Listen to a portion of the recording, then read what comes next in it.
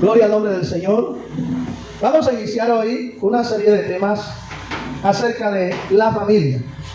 Y el tema principal o general es la importancia de la familia según el modelo bíblico. La importancia de la familia según el modelo bíblico. Se ha estudiado mucho acerca de la familia. Existen psicólogos, psicoterapeutas y muchas otras profesiones que en lo secular tratan de ayudar a las personas a seguir adelante cuando hay conflictos familiares. Pero en esta ocasión lo vamos a mirar a la luz de la palabra. Cómo la Biblia enfoca a la familia para poder rescatar esos verdaderos valores que se han venido perdiendo a través de los años. Y vamos a empezar, como dice el apóstol Pedro, que es necesario que el juicio comience primero por la casa de Dios. Así que vamos a empezar hablando entonces acerca de cómo recuperar el altar familiar. ¿Cómo es el título? ¿Cómo recuperar el altar familiar? Entonces vamos a hablar de este tema importante en esta mañana. Vamos a estar varios domingos compartiendo sobre este tema familiar. Pero hoy vamos a hablar específicamente de lo que tiene que ver con recuperar el altar familiar. La palabra que hemos leído en Josué le hace un desafío al pueblo del Señor, ya que se había desviado tras dioses paganos, habían dejado al Señor y estaban vacilantes. Algunos iban y adoraban en los lugares altos a los dioses paganos, pero en otras ocasiones se reunían también en el altar del Señor y llevaban ofrenda. Y Josué dice: ustedes tienen que decidirse. A ver, decídanse a quién van a seguir y a quién le van a servir. Hay un pasaje bíblico que dice que Dios no comparte su gloria con nadie, ¿verdad? Así que Dios, uno de los pecados más terribles del ser humano, y que vemos en la Biblia cómo Dios castigaba al pueblo de Israel, es el pecado de la idolatría. Y aquí hay un desafío de parte de Josué. Ustedes decídanse, pero yo decidí ya. Ustedes los veo de que están vacilantes, pero yo quiero decirles o mostrarles mi posición. Yo me decidí, así que yo, dice Josué, y mi casa serviremos al Señor. Esto nos indica de que hay que dar un paso hacia adelante cuando nos toca tomar decisiones en el hogar, que vemos que algunas cosas no están funcionando. Dios desea restaurar el altar familiar para que el hogar vuelva a ser un lugar de la presencia del Señor, formado espiritualmente, donde haya perdón, donde haya propósito de parte de Dios y donde la gloria de Dios sea derramada. Hoy tenemos hogares donde no es el Señor el primero en ese lugar. El primero en ese lugar a veces son las redes sociales, es el computador o es el celular. He llegado a lugares donde me han invitado y veo a la hermana o a la mujer de aquel lugar sirviendo el alimento y llamando a la mesa, pero cada uno tiene un celular en la mano. Uno está escuchando chistes, otro está chateando y en fin, no vemos ese respeto para lo que debe ser la coinonía familiar, la comunión familiar. Así que hablar de restauración familiar, por ejemplo en nuestra Colombia, no es hablar de una teoría, escúchenme, es hablar de una necesidad que podemos ver todos los días. Si tenemos una sociedad sana, unos hijos sanos, vamos a tener una sociedad sana. Los verdaderos valores comienzan a reflejarse en la calle, pero ellos manifiestan lo que se ha aprendido en el hogar. La verdadera escuela dominical para un niño no es los domingos ahí en el culto. La verdadera escuela bíblica se manifiesta desde la casa, desde el hogar, desde la familia. Alguien tiene que tomar la decisión. La pregunta en esta mañana para iniciar entonces es: ¿qué estoy haciendo yo para restaurar el altar familiar? He perdido ese altar, ya no oro con mi familia, no damos gracias a Dios cuando nos sentamos a la mesa por los alimentos, no oramos cuando vamos a acostarnos, cuando vamos a dormir, no le damos gracias a Dios por el día que pasó y la noche que llega, no nos levantamos en la mañana dándole gracias a Dios porque amanecimos con vida y vamos a enfrentar un nuevo día y vamos a poner en las manos del Señor ese día para que nos vaya bien. ¿Estamos fallando en alguna de estas áreas o lo estamos haciendo? Si usted lo está haciendo, le felicito y quiere decir que hoy el Señor solamente le está recordando algo que usted está haciendo que no debe de dejar de hacerlo. Pero si no lo está haciendo, entonces hoy Dios le invita a que usted empiece y comience de nuevo. Amén.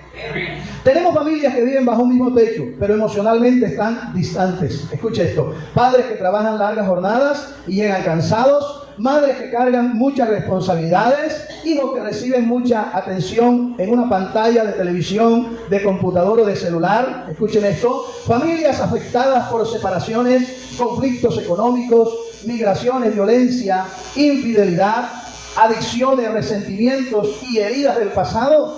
Todo esto está afectando el hogar y la familia. Y hay algo particularmente peligroso. Podemos tener una casa funcionando sin tener un altar funcionando. La casa puede tener comida, muebles, televisión, internet, comodidades, riquezas, pero puede haber perdido el lugar donde la familia se encuentra con Dios. Acuérdese de Adán. Cuando Adán pecó, dice la Biblia que de temor, de miedo fue y se escondió detrás de unos arbustos, ¿cierto? ¿Cuándo se escondió Adán? Cuando oyó la voz de Dios que se paseaba por el huerto. Quiere decir que era una costumbre que había entre Dios y Adán y entre Adán y Dios, de conversar. Había una comunión. Esa comunión la rompió el pecado. Y Cristo viene a restaurar esa comunión rota, gloria al Señor. Y la Biblia, como el manual de vida del ser humano, es el que nos direcciona y nos dice cómo debemos hacer las cosas para recuperar lo que se haya perdido, lo que el enemigo dañó un día. Bendito sea el Señor.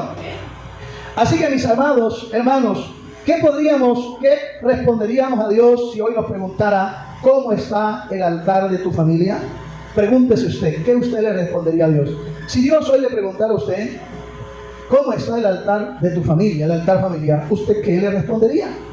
Hay algunos particularmente, podemos tener una casa funcionando sin tener altar funcionando. Pero lo importante que Dios quiere es que funcione primero el altar. Jesucristo dijo: va a buscar primeramente el reino de Dios y su justicia, y las demás cosas van a venir. Todo lo demás que el ser humano necesita, cuando primordialmente busca el reino de los cielos, las demás cosas vienen. Usted no tiene que irlas a buscar, no, ellas vienen. Yo debo buscar el altar de Dios. El altar de Dios va a producir que lo que yo necesito venga, va a venir a mí. Gloria al Señor. Una vez me decía mi pastor: Carey, los domingos tú tienes que meterte en la cabeza que son dedicados para el Señor. No te hagas compromiso los domingos. Pastores que a veces me vienen a pagar los domingos. No te preocupes, vete para la iglesia, dile a la persona que vaya a la iglesia y te lleve la plata. Yo decía entre mí, claro, el pastor, como no es a él que le debe. Y entonces yo ponía por imposible. Pero un día le hice caso al pastor. Y me fui para la iglesia, salí de la casa. Ahora venía a traerme la plata. Voy a hacer que el Señor de verdad vaya a la iglesia. El tipo que se le ve más cara del demonio que otra cosa, y yo no creo que vaya a venir a la iglesia. Pero yo acá en mí, yo estaba pensando eso. Y me fui para el culto. Y estaba gozando. Ya se me había olvidado que me debían y me iban a pagar. Yo estaba concentrado en el Señor, me había quebrantado en la alabanza, había derramado mi alma ante el Señor, había llorado, había gozo, alegría en mí, y ya venía el momento de la palabra. Cuando llega una mujer y me toca el hombro: hermano Carey, lo están buscando en la puerta. Y miro por allá: sí, Señor, el hombre que me debía la plata. Entonces el pastor me miró y me sonrió, como quien dice: ¿te das cuenta que Dios tiene la razón? Y él me repetía mucho ese texto bíblico: busca primero el reino de Dios y su justicia, y las demás cosas van a venir, van a venir, van a venir. Carey, ella viene. Busca al Señor y ella viene. Métete en el ayuno, ayuna. El día que me tocaba ayunar, había ayuno en la iglesia, yo no quería ir a ayunar porque tenía otras cosas. Y me iba para el ayuno. Una vez no tenía comida, me dijo el pastor: váyase para la iglesia. ¿No dice la Biblia que las aves del cielo ni siembran ni hilan y Dios las alimenta? Entonces, ¿en quién has creído, Carey? ¿A quién le estás creyendo tú? No son tu fuerza, es Dios. Y yo pensaba dentro de mí, como el pastor seguramente tiene la nevera llena de comida y yo soy el que necesito. Porque uno cuestiona. Quien no haya cuestionado a sus pastores o a líderes o a personas que le aconsejan, pues entonces no ha pasado prueba. Nosotros tenemos que pasar por todo eso y desconfiar de todo eso. Y yo ahí, como a regañadientes, me voy para la iglesia. Ya el ayuno se alargó, el ayuno era hasta el mediodía, y ese hermano que predicó trajo como 3 hojas, de esas hojas de carta escrita a mano, y cancaneaba para leer, y yo no entendía nada. Yo estaba metido en el problema que había en la casa de la comida. Y terminó el culto como a las 3 de la tarde, y salgo volando en esa bicicleta a la casa a cambiarme y a salir a buscar comida, porque había que ir a buscar comida. Y llego a la casa, entro y me dice mi esposa: ¿te sirvo? Y yo: ¿qué me vas a servir? No, mira, aquí apareció fulano y trajo esto, mira, la compra. Gloria a Dios. Otra vez me acordé del pastor. ¿Por qué el pastor siempre tiene razón? Decía yo. Claro, el pastor tiene razón porque todo lo que dice lo dice bajo lo que dice la Biblia.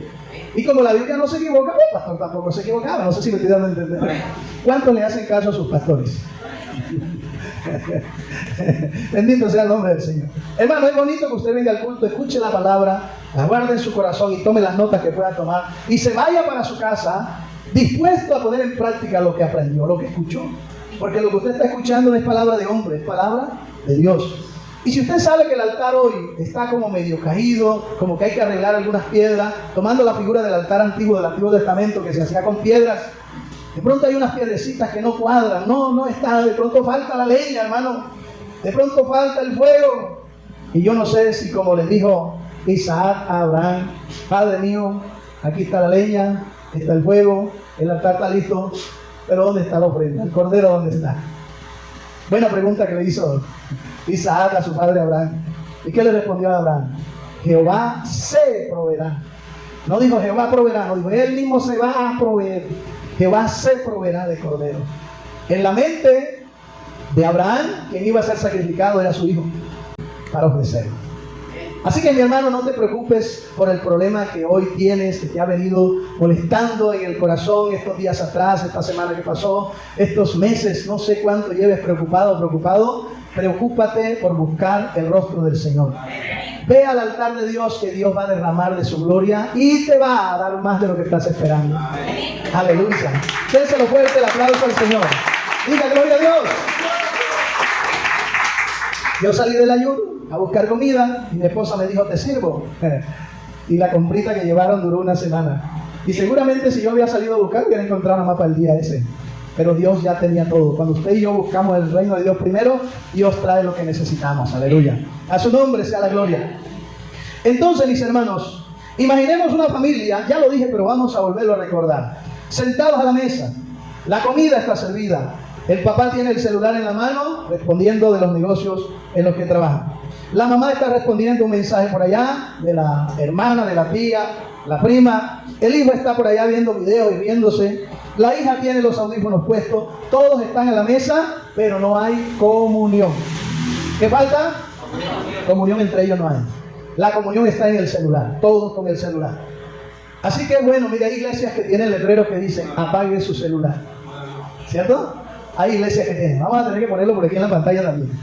Ponga su celular en modo avión. No hay cosa más fea que usted esté en culto y lo perturbe el timbre del teléfono porque lo desconcentra. Usted está prestando atención a la palabra y de pronto la llamada entró, sonó el celular y se le olvidó por dónde iba. Bendito sea el Señor. Así que hay que tener cuidado con eso. Escúcheme. Lo primero que hay que hacer para recuperar el altar familiar, escuche, es buscar a Dios en la intimidad. ¿Buscar a Dios dónde? En la intimidad. Dios está esperando que tengamos una intimidad con Él. Reparar el altar familiar representa la presencia de Dios en el hogar. Le leo Génesis capítulo 12, versículos 7 y 8. Dice, y apareció Jehová a Abraham y le dijo, a tu descendencia daré esta tierra. Y edificó allí un altar a Jehová, quien le había aparecido. ¿Cuál fue la causa de edificar un altar? Que Dios se le había aparecido. El altar nos trae entonces la presencia de Dios, dice el verso 8. Luego se pasó de allí a un monte alto al oriente de Betel y plantó su tienda, teniendo a Betel al occidente y a Ahí al oriente, y edificó allí altar a Jehová e invocó el nombre de Jehová. Abraham se acostumbró entonces a vivir de altar en altar. Y por eso la Biblia le llama el padre de multitudes. Algunas personas dicen que es el padre de la fe. Es una expresión mal dicha porque antes que Abraham existiera ya la fe existía. Entonces no puede ser el padre. Su hijo no puede ser el papá suyo cuando usted nació primero. No sé si me doy a entender.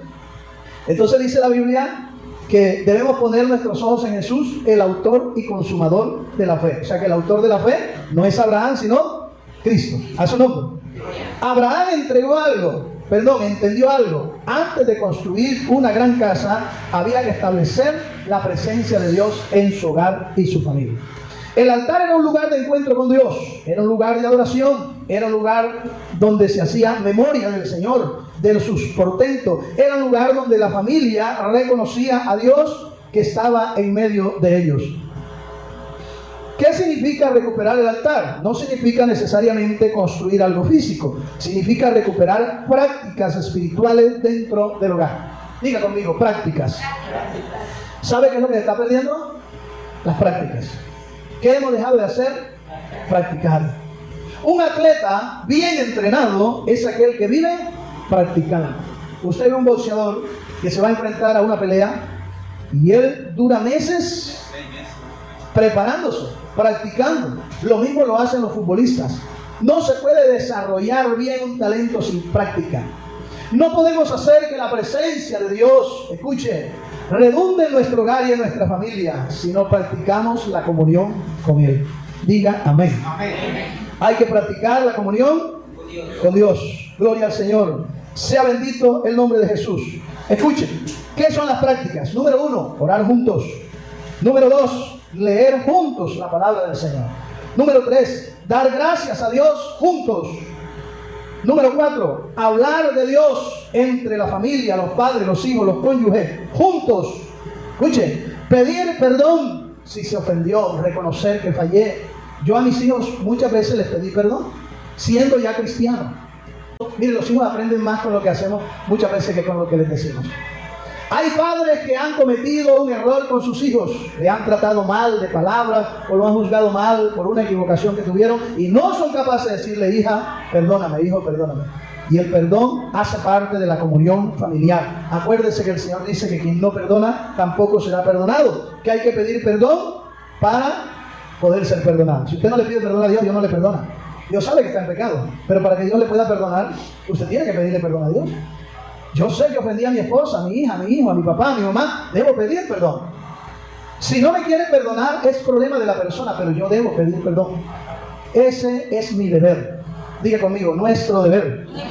¿Cuál es? Pedir perdón, reconocer el error. Hay que bendecir a los hijos, tomar decisiones buscando la voluntad de Dios, adorar juntos, enseñar que Cristo es el centro de la familia. Por favor, alguien me busca Deuteronomio capítulo 6. Capítulo 6, versículo 4, si es tan amable. 6, vamos a leer 6. Deuteronomio capítulo 6, versículo 6. Por favor, léalo. Y estas palabras que yo te mando hoy estarán sobre tu corazón. Sí, siga hasta el 7. Y las repetirás a tus hijos y hablarás de ellas estando en tu casa y andando por el camino y al acostarte y cuando te levantes. Amén, gracias mi hermano. Bonita palabra. ¿Quién más lo encontró? Y estas palabras que yo te mando, mire, ahí le está hablando Dios a Moisés, que era el líder. El líder representaba como si fuera el padre de la congregación que estaba liderando, porque hace las funciones de padre. En otras palabras, Dios le dice a Moisés, quiero que Israel aprenda de ti, tú eres el modelo. Como es su hogar, así va a ser el hogar de ellos. Así que quiero que tú pongas en tu corazón estas palabras que yo te diga. No las vas a poner en tu corazón, no las vas a poner debajo de tu corazón, estarán sobre. La palabra sobre significa encima. Es decir, que cuando yo voy a tomar una decisión, cualquier cosa que yo vaya a hacer, debo ir a la palabra primero. La palabra debe ser el filtro de lo que voy a hacer. ¿Sí me estoy dando a entender? Toda decisión que yo deba tomar, debo ir primero a la palabra. Por eso dice, estarán sobre, ¿dónde? Sobre tu corazón, dice al final del versículo 6. Estarán sobre tu corazón. ¿Y qué vas a hacer con esas palabras que ahora están encima de tu corazón? Ahora las vas a repetir a los hijos de tus vecinos, a los hijos de tus amigos, al que se atraviese en el camino. ¿A quién se las iba a repetir? A sus propios hijos. Bonito aplicarle la palabra a otro, pero no aplicármela yo. Como digo, el que estaba en la iglesia y Dios estaba hablando y cortando rabo y oreja como el torero. Y dijo, ay, lástima que no vino la hermana chismosa que hoy se quedó, esta palabra era para ella. Y después el Señor lo tocó por otro lado y gracias a Dios que no vino ese hermano embustero, mentiroso, porque esta palabra era para él. Gracias a Dios que no vino ese hermano que se la pasa mirando a las hermanitas, por ahí se le va el ojo detrás. Esta palabra era para él. Y terminó el culto, en la predicación, y dice el pastor, amado hermano, el Señor me dice que hoy le ha hablado a su vida, desde la A a la Z. Así que le confirmó el Señor que no era para los que no vinieron, era para él. La palabra es para mí. Cuando yo vine a culto y el otro no vino, es mía. Yo no soy razonero de Dios. Y dice el versículo 7, la repetirás a tus hijos. ¿Qué hay que hacer con la palabra? Eso se llama altar familiar. Ese es el altar familiar. Repetirle a nuestros hijos la palabra. Darles a conocer las escrituras. Ponerlo al hijo a que lea. Una vez me dijo alguien, yo no pongo a mi hijo a leer porque él cancanea mucho. Yo le dije, si usted no usa a su hijo con todo el cancaneo para que le lea la Biblia, el diablo lo va a usar con todo el cancaneo para que le lea el mundo. Es mejor que me cancanee aquí leyendo la Biblia y no que le lea lo del mundo. Amén. Es mejor. Yo prefiero ver a mi hijo en la iglesia, así se eche 2 tonqueadas en el culto, llamando al predicador. Predicador, venga. O saludándole, hola predicador, hola. Mejor lo prefiero aquí que allá afuera, porque allá afuera el enemigo le puede hacer algo. Mejor lo quiero aquí. Así hermano, como sea. Mi hija, mi esposa y yo llevábamos a nuestros hijos, estando pequeñitos, a la iglesia. Llegaban despiertos y regresábamos con ellos cargados. Se dormían en el culto. Y uno parece que no, a uno le parece que el hijo no está escuchando nada, que no está recibiendo nada. Llegábamos a la casa y se ponían a hacer culto y a decir todo lo que hacía en el culto. Y dice, pero no estaba dormido cuando estaban diciendo eso. No sé cómo, pero escuchan.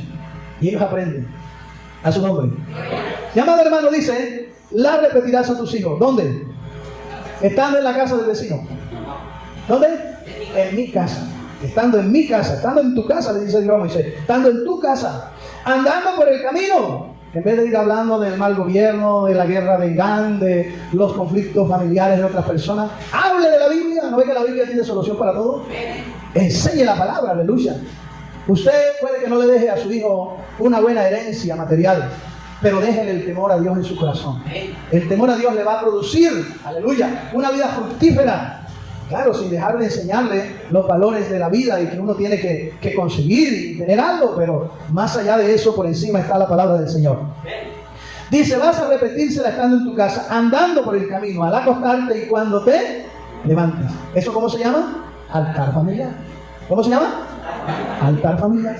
Entonces, estamos haciendo esto. Es la pregunta en esta mañana. No me lo vaya a responder a mí. Usted respóndaselo en su corazón. ¿Estoy haciendo esto en mi casa?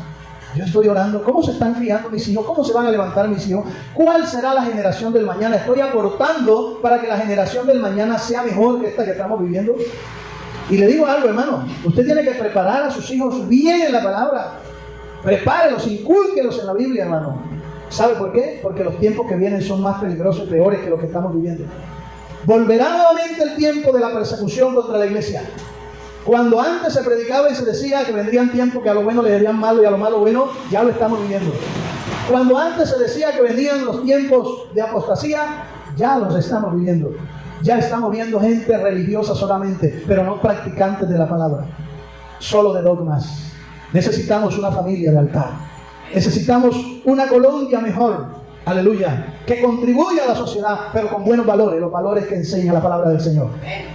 Dios le dijo a Israel que sus palabras deberían estar en el corazón y que debían enseñarle a sus hijos. Observe dónde debía suceder, estando en tu casa. La formación espiritual no comienza solamente en el templo, comienza en la casa, no comienza en el colegio, con los profesores. Hay padres que nunca van a las reuniones de los profesores en el colegio donde estudian sus hijos. Hay hijos que nunca han visto a su papá allí. Se pelean en la casa, ve tú, no, ve tú, y después llaman a un fulano, mira, tú puedes pasar al colegio, lo que pasa es que había una reunión, ve como acudiente, y mandan a otra persona. El interesado es usted, porque a usted es que le van a contar los problemas que está viviendo su hijo. Usted no sabe si su hijo o su hija está sufriendo de bullying. Bonito. Yo me acuerdo de mi esposa cuando los niños llegaban del colegio y ella empezaba a preguntarle, ¿cómo te fue, hijo? Bien, mami, mire, hoy hablé con un amiguito, hice un amiguito nuevo, se llama fulano de tal. Ajá, y sí, mire, y contaba historias que para un adulto no tienen importancia, pero para ellos tienen importancia. Pero ¿sabe a dónde nos conlleva eso? A tener una buena comunión con los hijos. ¿Cuántos padres se vienen a enterar que su hija está embarazada es cuando ya le salió la barriga? Porque nunca se sentaron con ellos ni le dieron la confianza. Yo conocí una joven en Valledupar que me dijo, pastor, yo le digo esto a mi papá y me mata. Le tenía miedo. Entonces, uno no debe ser solo padre para infundir temor. Uno debe ser padre también para ser amigo. Dios llamó a Abraham su amigo por la buena comunión que había. Abraham era un hombre de altar. El altar trae amistad a su nombre. Sea amigo de sus hijos. Escuche a sus hijos.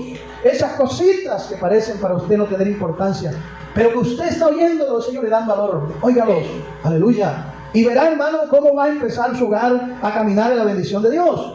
La formación espiritual, escuche, la iglesia puede ayudar, el pastor puede enseñar, los líderes pueden orientar, pero papá y mamá tienen una responsabilidad espiritual irreemplazable dentro del hogar.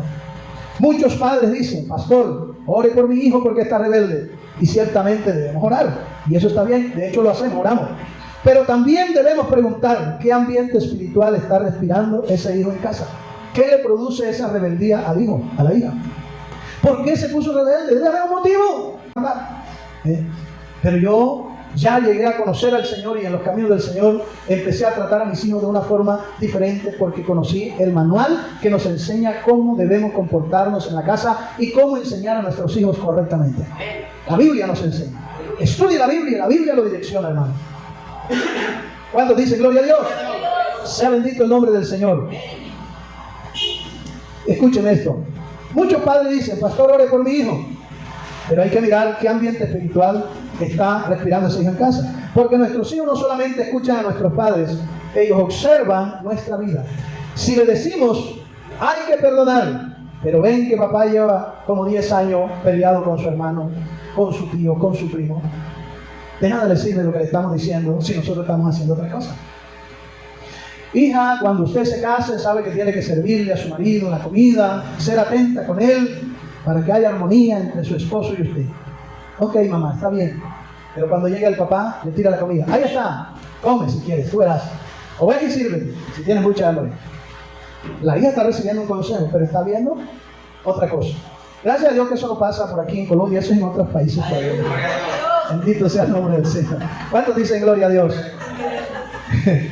Un padre acostumbra llevar a su hijo a la iglesia todos los domingos. Acostumbraba, oiga esto. Un padre acostumbraba llevar a su hijo todos los domingos a la iglesia. Un día el hijo le preguntó: papá, ¿por qué vamos a la iglesia? Y el papá le respondió: para recibir enseñanza bíblica y ser mejores personas, hijo. Entonces el hijo le volvió a preguntar: ¿y por qué no aplicas en casa lo que enseñan de la Biblia en la iglesia? 3 preguntas le hizo el hijo, y en la última lo dejó callado. El padre se quedó en silencio. La pregunta del niño revela algo profundo. Escúcheme, la fe estaba concentrada en el templo, pero la enseñanza bíblica se quedaba en el camino de la iglesia a la casa. Hay mucha gente que oye mucha palabra buena en la iglesia, pero cuando ya se va para la casa, al practicar en la casa, ya no lo puede hacer porque la palabra se le perdió en el camino. Qué bonito es que nosotros podamos practicar lo que la Biblia dice y hacer lo que dice Santiago en el capítulo 3.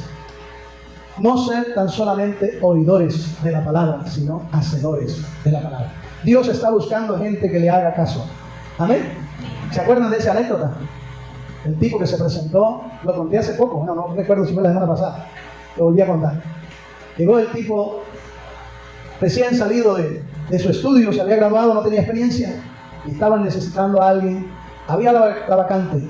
Se postularon muchos, con muchas experiencias. Y el día que fueron a la entrevista, el hombre fue y dijo: yo voy a ir a ver si de pronto. Pero mientras pasaba los que estaban entrevistando, él se quedó charlando con algunos allí. Y empezó a preguntarle: ¿y usted? No, sí, yo he trabajado en una empresa, yo trabajé en otra, yo tengo tantos años, no, sí, vea yo. Y todos estaban más preparados que el culo, y dijo alguien. Cuando este hombre vio que pasaron todos, dijo: no, yo me voy. Con toda esa experiencia que tiene esta gente que vino primero y pasó primero que yo, es muy difícil que a mí me den el puesto. Cuando se paró para irse, salió el entrevistador y le dijo: amigo, falta usted, siga. Dijo: no, es que estaba hablando aquí con los que estaban, ellos tienen mucha experiencia, y la verdad es que yo apenas estoy recién salido, yo no tengo experiencia. Dijo: pero usted no sabe hacer nada. ¿Qué sabe hacer usted? Dijo: vea, le voy a decir la verdad, yo lo único que sé es hacer caso. Si usted me manda a hacer algo que no tiene que ver con nada de mi profesión, yo se lo hago. Lo que usted me mande a hacer, yo se lo hago. Dijo: contratado. Porque el que teníamos aquí primero estaba bien preparado, pero no hacía caso. Aquí necesitamos gente que haga caso. Dígale al vecino: Dios está buscando gente que le haga caso. Dios está buscando gente que le haga caso. Aleluya. Mis amados hermanos, entonces, gloria al Señor. El altar familiar se recupera cuando restauramos las relaciones. Hay que restaurar las relaciones entre padres, hijos y cónyuges. Malaquías 4:6. Este es el deseo del Señor. Malaquías 4:6. Pero el deseo del Señor no se cumple si yo no aporto lo que me corresponde. Dios dice que su evangelio debe ser predicado, pero también dice la Biblia, ¿cómo predicarán si no fueren enviados? La mies es mucha y los obreros pocos. Rogad pues al Señor de la mies que envíe obreros a la mies. Para que hayan predicadores, deben haber gente con el deseo de hacerlo, dispuestos a hacerlo. Así debe haber gente que quiera poner en práctica la palabra de Dios para que la haga viva. Malaquías 4:6. Él hará volver el corazón de los padres hacia los hijos y el corazón de los hijos hacia los padres. Dios lo hace por medio de la instrucción y la obediencia. ¿Cómo hace Dios que se vuelva el corazón de los hijos a los padres y de los padres a los hijos? Cuando nosotros hacemos caso a lo que dice la Biblia. Si la Biblia dice que debo perdonar a mi cónyuge, debo perdonarlo. Si la Biblia dice que debo pasar por alto la falta de mi hermano, debo pasarla por alto. La Biblia dice, si alguno de vosotros ha caído en pecado, ha pecado, vosotros que sois espirituales, restauradle con espíritu de mansedumbre, dice la Biblia. Creo que Gálatas 6:1, no recuerdo bien la cita, pero eso es lo que la Biblia aconseja. Si alguien ha caído, no le voy a caer a palo. Yo lo venía viendo, ese estaba crudito, eso es carnal, pura chuletica. El diablo lo está esperando en el infierno. No, la Biblia dice que a ese que cayó, yo debo hacer lo posible por restaurarlo. Y si yo voy a restaurar a alguien que no es mi familia, ¿no cree usted que por encima de todo, mi familia es lo primero? De hecho, la Biblia dice, y el que no provee para los suyos, ha negado la fe y es peor que un incrédulo. Primero es mi casa, primero es mi familia. Por eso Josué dijo, yo y mi casa. No dijo yo y mi vecino, yo y mis amigos, no, yo y mi casa, es mi casa. Lo primero es mi casa. ¿Qué debe ser lo primero? Mi casa, en eso debo trabajar, aleluya. El deseo de Dios y su obra es volver el corazón de la gente, conectarlos entre sí mismos, porque puede existir una familia bajo el mismo techo y sin embargo tener corazones separados. Hay altares que no se pueden recuperar mientras existan heridas sin sanar. Hay que sanar las heridas. Por eso la Biblia habla de la mujer sabia. La mujer sabia no es aquella que tiene la razón y se lo echa en cara al marido siempre. Es aquella que sabe que tiene la razón, pero se queda callado para que el necio siga hablando hasta que se case. Esa es la sabia. Ella tiene la razón, pero ella no deja hablar. Hasta que, como ya Dios no le contestó más, no tiene con quién pelear. Se acabó la pelea. Pero la mujer rencillosa es la que dice, dime que yo también te digo, ¿cuántas son 2 por 3? Vamos a multiplicar aquí para que vean y después sacamos la tabla de la división. Y coge tú por tu lado y yo por lo mío, aquí nos dividimos, hasta aquí llegamos. Ese no es el deseo de Dios. El deseo de Dios es la restauración. Si Dios quisiera que otra persona estuviera al lado suyo, le hubiera puesto otra.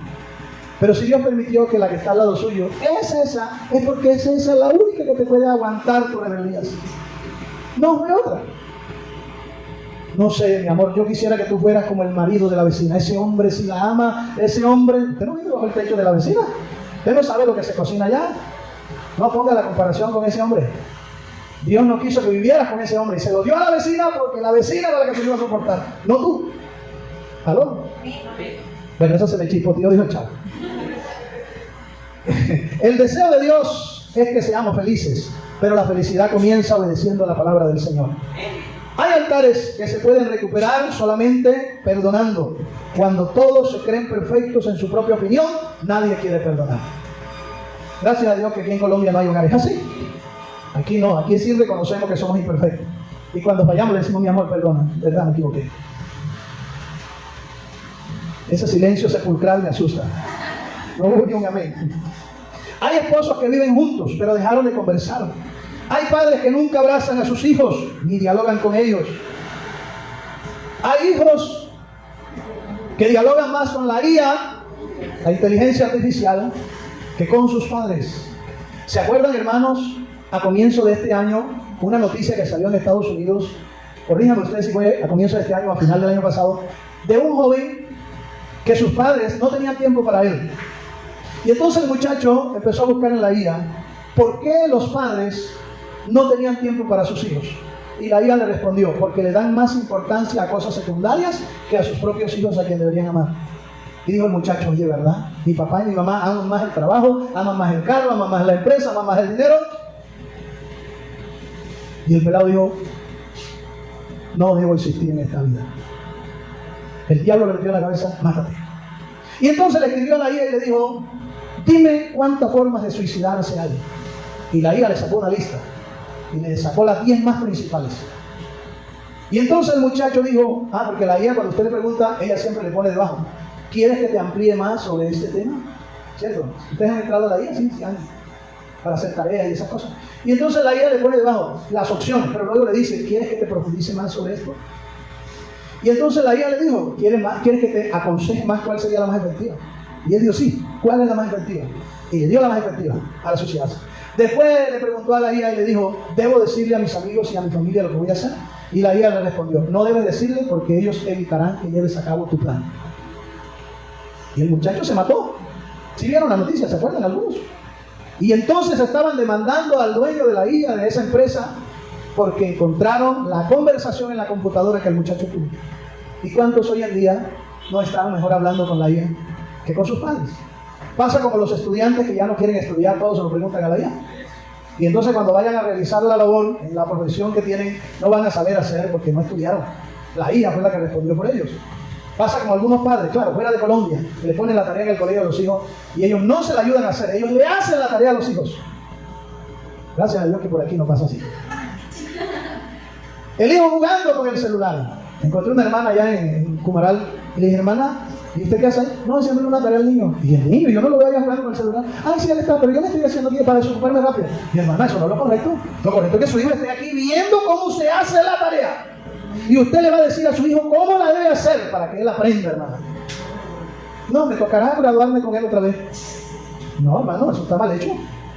Si a esto le está pasando a usted y hoy cayó un peñón arriba de la cabeza suya, sin culpa, entonces busque la manera, no de traer un casco la próxima vez y no le corregirse porque no le caiga más peñón.